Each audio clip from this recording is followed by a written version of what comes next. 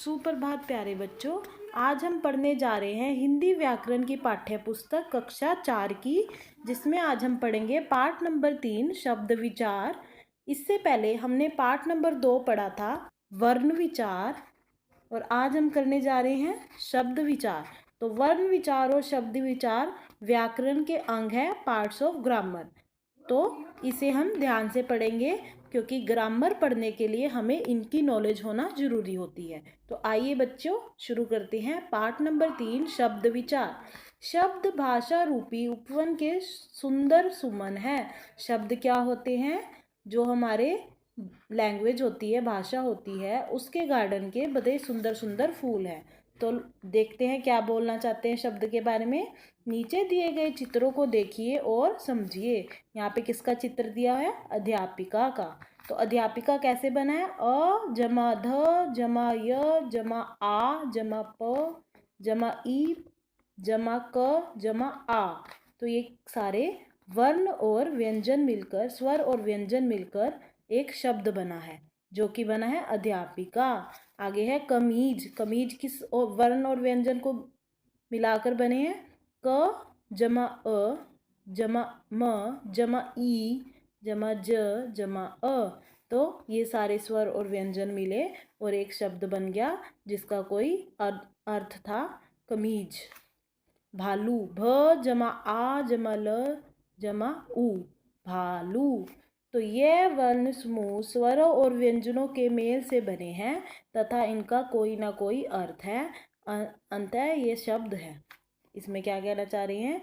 ये वर्ण समूह जैसे स्वरों और व्यंजनों को मिलाकर बना है, इनका कोई ना कोई मीनिंग है, अर्थ है। तो इसे हम क्या बोलते हैं? शब्द। अब परिभाषा पढ़िए। वर्णों के सार्थक समूह को शब्द कहते हैं।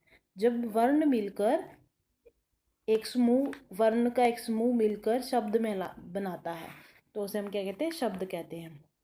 चलो अब पढ़ते हैं शब्दों का वर्गीकरण, मतलब क्लासिफिकेशन ऑफ वर्ड्स। शब्दों को कितने भागों में वर्गीकरण किया गया है?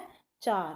शब्दों का वर्गीकरण 4 आधारों पर किया जा सकता है। तो पहला कौन सा वर्गीकरण है?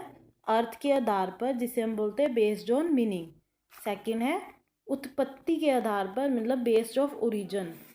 नंबर 3 रचना के आधार पर, बेस्ड ऑफ कंस्ट्रक्शन। नंबर 4 प्रयोग के आधार पर, बेस्ड ऑन यूजेज। तो आज हम इस चैप्टर में इन 4 टॉपिक्स के बारे में रीड करेंगे। अर्थ के आधार पर, उत्पत्ति के आधार पर, रचना के आधार पर, प्रयोग के आधार पर। तो सबसे पहले हम पढ़ेंगे अर्थ के आधार पर। तो अर्थ के आधार पर, बेस्ड ऑन मीनिंग, इसका क्या मतलब है? अर्थ के आधार पर शब्द 2 प्रकार के होते हैं। अब अर्थ के आधार पर भी 2 टाइप्स में होते हैं। इसको भी आगे 2 पार्ट्स में डिवाइड कर दिया है, जो कि है सार्थक शब्द और निरार्थक शब्द। सार्थक शब्द होते हैं मीनिंगफुल वर्ड, और निरार्थक शब्द होते हैं मीनिंगलेस वर्ड। मीनिंगफुल मतलब जिसका कोई मीनिंग हो, और मीनिंगलेस जिसका कोई मीनिंग नहीं हो, विदाउट मीनिंग।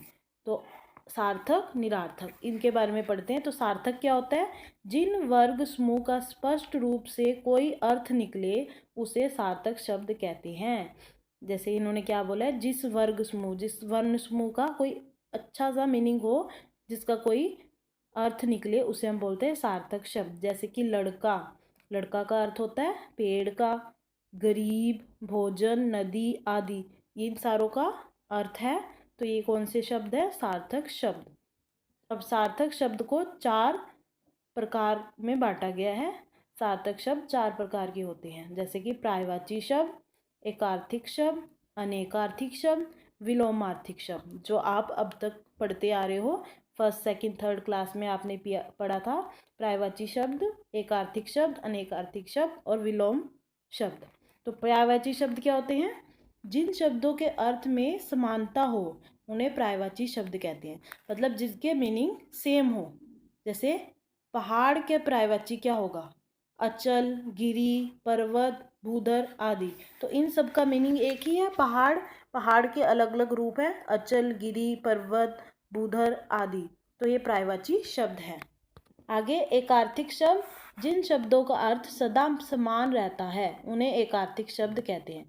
जिनका मीनिंग सेम रहता है, जैसे कि पुस्तक, लोहा, आकाश तथा दीवार आदि, इनका कोई और मतलब नहीं होता। पुस्तक को और कुछ नहीं बोलते, लोहा का कोई और शब्द नहीं होता पर्यायवाची शब्द, आकाश का भी कोई नहीं होता, दीवार का भी नहीं कुछ होता। तो ये एकार्थिक शब्द है जिनका और कोई अर्थ नहीं होता।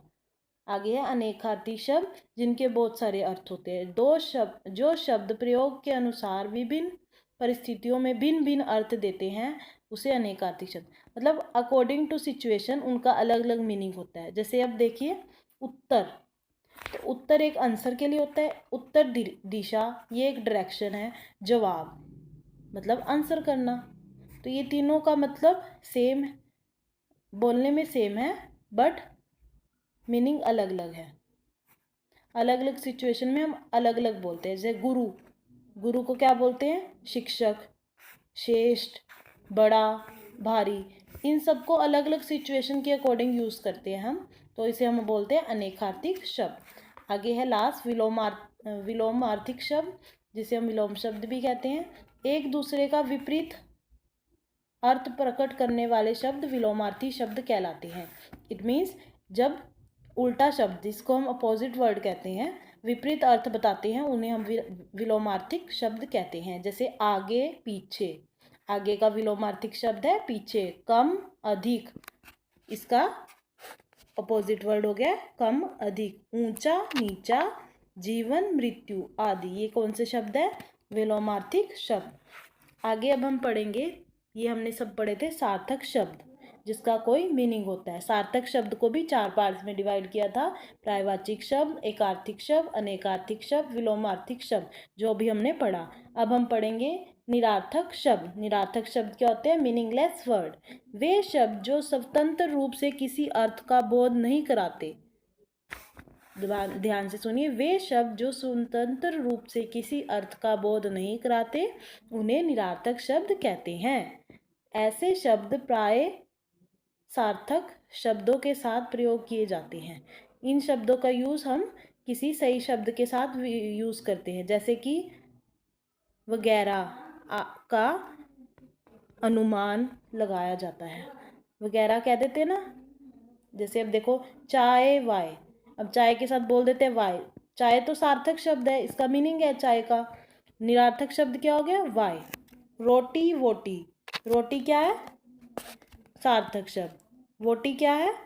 निरार्थक शब्द। इट मीन्स जिसका कोई शब्द अर्थ होता है वो होते हैं सार्थक शब्द, और जिसका कोई अर्थ नहीं होता वो होते हैं निरार्थक शब्द। तो सार्थक शब्द के 4 पार्ट्स थे, पर्यायवाची शब्द, एकार्थिक शब्द, अनेकार्थिक शब्द, विलोमार्थिक शब्द। और निरार्थक शब्द के कोई भी पार्ट नहीं होते क्योंकि इसका कोई अर्थ नहीं होता। आगे हम पढ़ेंगे second part, based on origin, जिसे हम हिंदी में बोलते हैं उत्पत्ति के आधार पर शब्द भेद। उत्पत्ति के आधार पर शब्द भेद। उत्पत्ति का अर्थ है जन्म, मतलब कि जहाँ पे जिसका ओरिजिन हुआ है, जन्म हुआ। इस आधार पर प्राय यह देखा जाता है कि शब्द का जन्म कहाँ हुआ है, उसका मूल क्या तथा उसका संबंध कहाँ से हुआ है।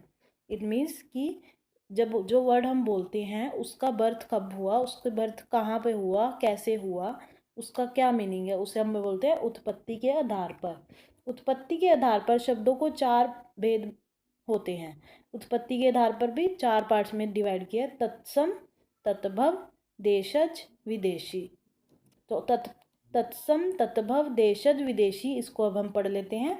तत्सम शब्द क्या होते हैं? जो संस्कृत वर्ड्स यूज होते हैं, जैसे ऐसे शब्द जो मूलतः संस्कृत से के हैं तथा हिंदी भाषा में उसे रूप का प्रयोग दिया जाता है। मतलब कहने का मतलब है तत्सम शब्द वो होते हैं जो संस्कृत शब्द हैं बट हिंदी भाषा में यूज़ किए जाते हैं। जैसे दृढ़, दुगध, उच्च, अगिन, पृथ्वी आदि, ये सारे कौन से वर्ड हैं? संस्कृत वर्ड हैं, बट इसका हम हिंदी लैंग्वेज में भी यूज़ कर सकते हैं। जैसे पृथ्वी बोलते हैं, पृथ्वी क्या होते हैं? तत्सम शब्द, जो कि संस्कृति शब्द है। आगे हम पढ़ते हैं तत्भव शब्द। तत्भव शब्द कौन से होते हैं? Word drive from Sanskrit use for after change, जो वर्ड संस्कृत से आए हैं बट उसे हम थोड़ा चेंज कर देते हैं। जैसे संस्कृत के वे शब्द जो कुछ परिवर्तन हुए हिंदी में प्रयोग किए थे। जैसे अभी हमने संस्कृत के शब्द पढ़ा था धृद। धृद क्या होता है?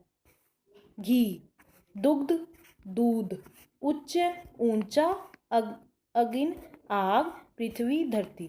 तो इसको हम चेंज कर देते हैं। दृढ़ संस्कृत शब्द था, उसको हमने चेंज कर दिया, घी हो गया। तो ये हम कौन से होते हैं? तद्भव शब्द। तो यहाँ पे आपको तत्सम तद्भव शब्द दिए हुए हैं, ये हम रीड करेंगे नेक्स्ट पार्ट में।